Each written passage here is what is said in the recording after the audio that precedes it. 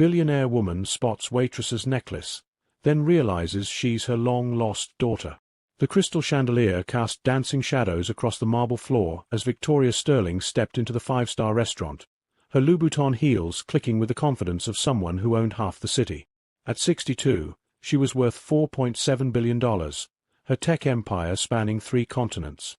But tonight, something felt different. Tonight, she was about to discover that all her money couldn't buy back what she'd lost 25 years ago. The hostess led her to her usual corner table, the one that overlooked the city skyline through floor-to-ceiling windows. Victoria had built this view, quite literally. 3 of those skyscrapers bore her company's logo. She settled into the plush velvet chair, her fingers automatically reaching for her phone to check the latest stock prices, when a young woman approached her table. "Good evening, ma'am. I'm Emma, and I'll be your server tonight." The waitress smiled warmly, her auburn hair catching the light in a way that made Victoria's breath catch. There was something about those green eyes, something familiar that she couldn't quite place. "Before you find out what happens next, I want you to comment below and let me know where you're watching from. And if you're new here, hit that subscribe button because stories like this remind us that life has a way of bringing us exactly what we need when we need it most." Victoria nodded curtly, her business instincts kicking in. "I'll have the usual, Emma. Thomas knows what that is." But as Emma turned to leave, Victoria noticed something that made her heart skip a beat. Around the young woman's neck hung a delicate silver necklace with a small emerald pendant. It was identical to one Victoria had placed around her newborn daughter's neck 25 years ago, the last time she'd held her baby girl before making the most difficult decision of her life. Her hands trembled as she reached for her water glass. It couldn't be. The necklace was custom-made, one of a kind. She'd commissioned it from a jeweler in Paris when she was just 22, broke and pregnant. Back then, Victoria wasn't a billionaire. She was Victoria Martinez, a college dropout working 3 jobs to pay rent, sleeping on a friend's couch, and facing the reality that she couldn't provide for a child. Emma returned with her order, and Victoria found herself studying the young woman's face more intently. The shape of her nose, the way she tilted her head when concentrating, the small dimple that appeared when she smiled genuinely. All of it was achingly familiar. "Emma," Victoria said, her voice softer than usual, "that's a beautiful necklace. Where did you get it?" The young woman's hand instinctively went to her throat, touching the pendant with obvious affection. "Oh, this. I've had it since I was a baby. My adoptive parents said it was the only thing that came with me when they found me at the hospital. They told me my birth mother left it for me, along with a note saying she loved me but couldn't take care of me." Victoria's fork clattered to her plate. The room seemed to spin around her. She'd left that exact note, written through tears on hospital stationery, along with the necklace that had been her grandmother's last gift to her. Her voice came out as barely a whisper. "What did the note say exactly?" Emma looked surprised by the intensity of the question, but answered anyway. It said, "My darling girl, I love you more than all the stars in the sky. I'm giving you this necklace so you'll always have a piece of my heart with you. Be brave, be kind, and know that somewhere I'm thinking of you every single day. Love, your mother." Tears sprang to Victoria's eyes. Those were her exact words, burned into her memory from the most painful day of her life. She'd been discharged from the hospital after giving birth, with nothing but a bus ticket back to her friend's couch and a heart that felt like it had been ripped from her chest. "Emma," Victoria said, her voice shaking. "What's your last name?" "Rodriguez. Emma Rodriguez. But that's my adoptive family's name. I was born Emma Martinez." Victoria's hand flew to her mouth. Martinez. Her maiden name. The name she'd given on the birth certificate before she'd changed it legally to Sterling when her first startup went public 10 years later.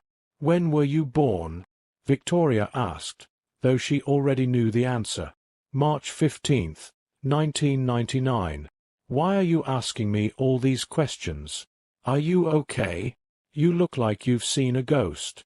Victoria stood up abruptly, her chair scraping against the marble floor. Other diners turned to look, but she didn't care. She reached into her purse with shaking hands and pulled out her phone, scrolling through her photos until she found the one she'd kept hidden in a locked folder for 25 years.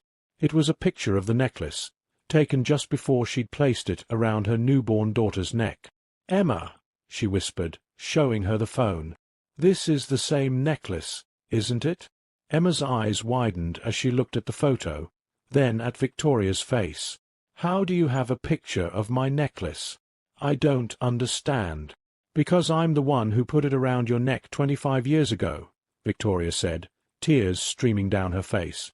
"Emma, I'm your mother." The restaurant seemed to freeze around them. Emma stared at Victoria, her face cycling through confusion, disbelief, and something that might have been hope. "That's impossible. My birth mother was just a teenager who couldn't take care of me. You're Victoria Sterling. You're one of the richest women in the world." "I wasn't always Victoria Sterling," Victoria said softly.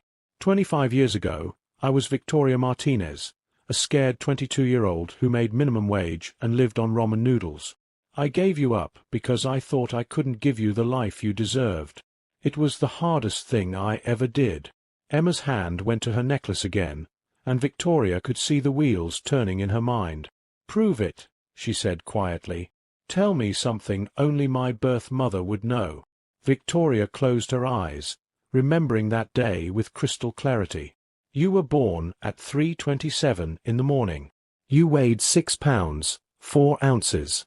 You had a small birthmark on your left shoulder that looked like a crescent moon. When you cried, you made this little hiccuping sound that the nurses said they'd never heard before. You grabbed my finger with your tiny hand and held on so tight I thought you'd never let go." Emma's eyes filled with tears. She slowly rolled up her sleeve, revealing a small crescent-shaped birthmark on her left shoulder. "Oh my God," she whispered. "It's really you." Victoria nodded, unable to speak. The two women stood there in the middle of the elegant restaurant, surrounded by the soft murmur of other diners, both crying and laughing at the same time. "I looked for you," Victoria said through her tears. "After I started making money, I hired private investigators. But the adoption records were sealed, and your adoptive parents had moved states. I never stopped hoping I'd find you someday." Emma wiped her eyes with the back of her hand. "I looked for you too. I tried those DNA websites, but you were never in any database. I used to imagine what you might be like, where you might be. I never imagined you'd be sitting at table 12 on a random Tuesday night."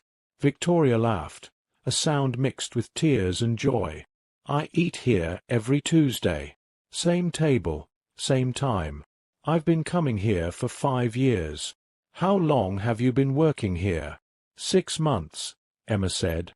"I just graduated from nursing school, and I'm working here nights to pay off my student loans before I start my job at the Children's Hospital next month." Victoria's heart swelled with pride. "A nurse. You became a nurse. You're saving lives." "I've always wanted to help people," Emma said. "My adoptive parents, Maria and Carlos Rodriguez, they're amazing. They're both teachers, and they raised me to believe that the most important thing in life is to make a difference in the world." "They sound wonderful," Victoria said, and she meant it. "I'm so grateful they took care of you, that they loved you the way you deserve to be loved." Emma looked down at her uniform, then back at Victoria's designer dress and jewelry. "This is so surreal.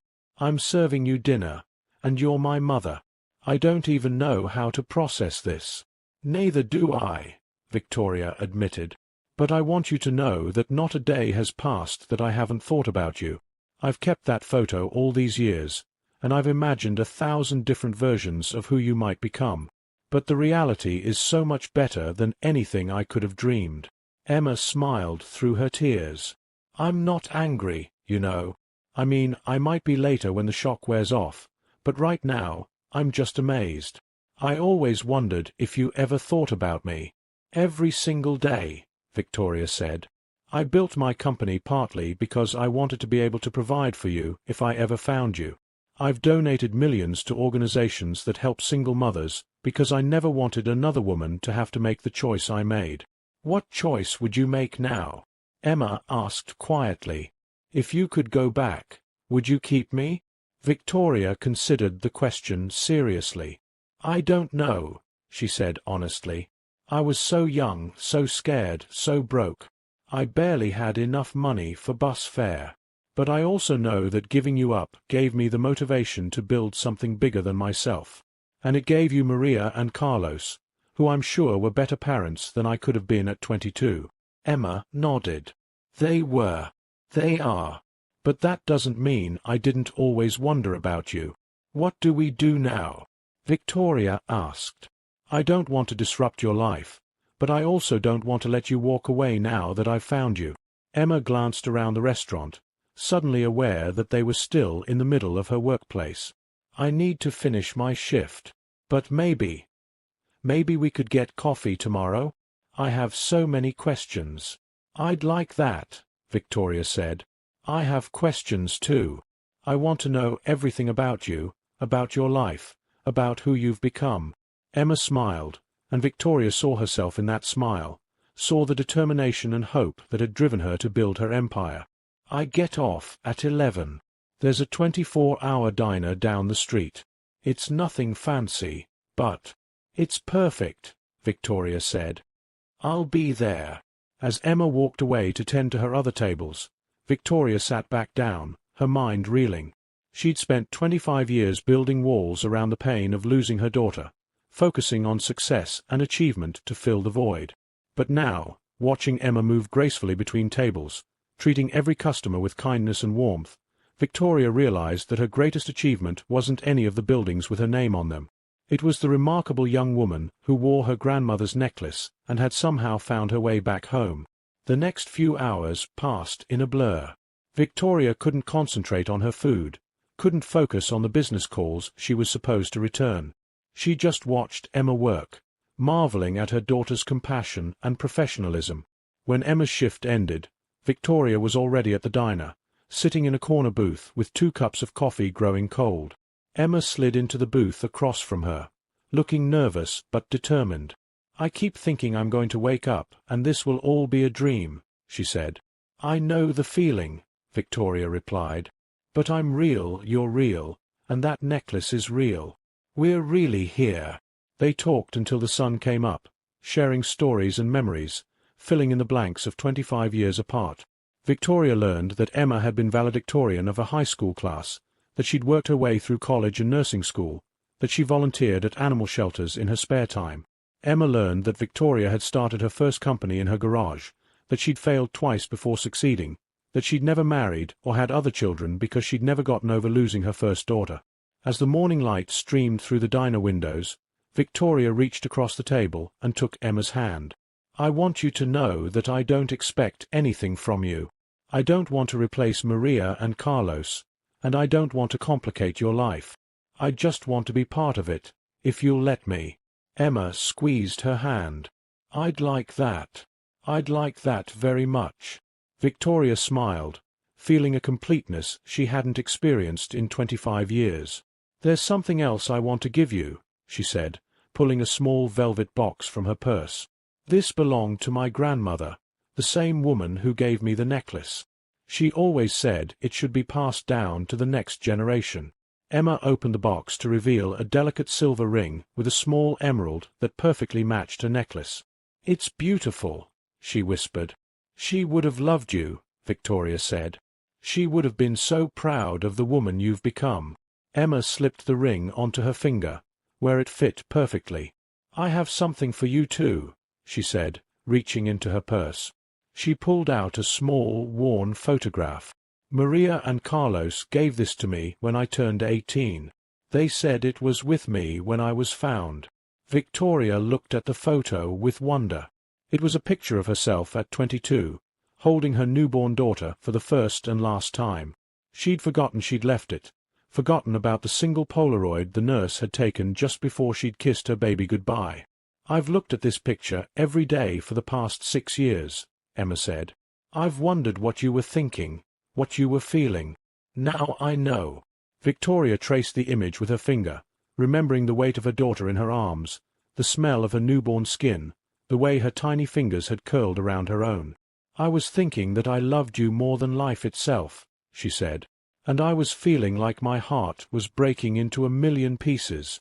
I understand now, Emma said. I understand why you did what you did. And I want you to know that I had a good life. I was loved, I was happy. I was given every opportunity to become who I wanted to be. Victoria nodded, tears streaming down her face. That's all I ever wanted for you. That's all any mother ever wants for her child. They sat in comfortable silence for a moment, each lost in their own thoughts. Finally, Emma spoke. So what happens now? Do I call you Victoria? Do I call you Mom? Victoria laughed through her tears. Whatever feels right to you. I'm just grateful to be here, to know you, to be part of your life in whatever way you want me to be. I'd like to start with Victoria, Emma said. Maybe someday it'll be Mom, but for now, I think Victoria feels right. Victoria it is, she agreed. And Emma, I want you to know that finding you tonight, it's changed everything for me. I've spent 25 years building an empire, but none of it meant anything without you. You're my greatest treasure, my most precious gift. Emma smiled, the same smile that had captured Victoria's heart 25 years ago. I think this is the beginning of something beautiful, she said. Victoria nodded, feeling hope bloom in her chest for the first time in decades. I think so too. As they walked out of the diner together, the morning sun casting long shadows on the sidewalk, Victoria realized that she'd finally found what she'd been searching for all along. Not success, not money, not recognition, but connection. The bond between a mother and daughter that had survived 25 years of separation, brought back together by a simple silver necklace and the mysterious ways of fate. The little girl she'd held for those precious few hours had grown into an extraordinary woman, and Victoria Sterling, billionaire businesswoman, was ready to trade it all for the chance to be Emma's mother. Because in the end, love is the only currency that truly matters, and Victoria had just discovered she was the richest woman in the world. If this story touched your heart, make sure to hit that subscribe button and share your thoughts in the comments. Sometimes the most valuable things in life aren't the ones we can buy, but the ones we thought we'd lost forever. Thank you for watching, and remember, every ending is just a new beginning waiting to unfold.